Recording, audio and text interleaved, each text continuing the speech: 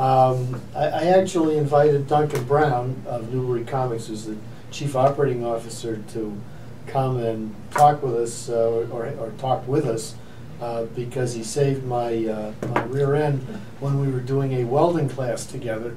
I couldn't get the pieces together, and Duncan somehow managed.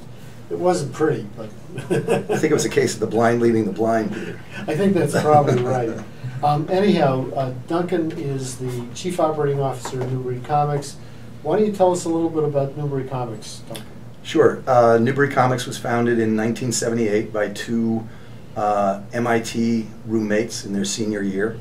One of them had a comic book collection that they decided to sell, and at the time Newbury Street, for those of you who've been around the block a time or two, was essentially a student ghetto, low rent neighborhood in Boston, and they were living in an apartment on Newbury Street, and they started selling the guy's comic books out of their apartment.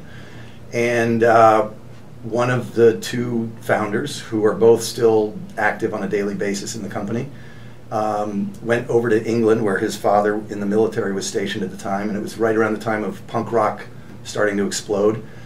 He bought a bunch of 45s, a bunch of buttons and posters and stickers and patches and so forth, and brought them back. They put those out in their apartment for sale next to the comic books. Those things sold a lot better than the comic books, so he wrote to his mom back in England and said, "Remember those crazy little stores I went to buy those little records with the big hole in the middle? Please buy a bunch more and send them to me." That started happening, and we've been selling music and related items ever since, so for 35 years. It's a really interesting story of entrepreneurship. Yep, when you think about it. So records were a big item. Are they still as big? Nowhere near, although vinyl record albums are seeing a sort of niche-y hipster resurgence. Right, because I see turntables everywhere now. Yeah, it's a growing category.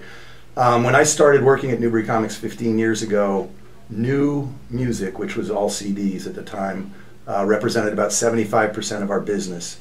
Today, new CDs represent about 15% of our business.